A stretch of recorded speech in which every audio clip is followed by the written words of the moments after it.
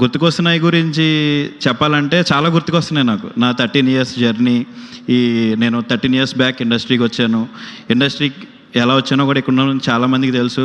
First of all I should thank Allu Arjun sir, Bunny sir, thank you so much for your constant support. So నా journey మీ దగ్గరికి ఒక social మీడియాగా వచ్చాను. మీ website handle చేస్తూ, social media handle చేస్తూ నెమ్మదిగా అదే జర్నీలో నన్ను పిఆర్ చేశారు, మార్కెటింగ్ చూసుకుంటూ. సో గీత ఆర్ట్స్ ప్రాజెక్ట్స్కి ఎగ్జిక్యూటివ్ ప్రొడ్యూసర్ చేశారు. సో వాసు సార్ చేసిన ప్రాజెక్ట్స్కే నేను ఎగ్జిక్యూటివ్ ప్రొడ్యూసర్ చేశాను.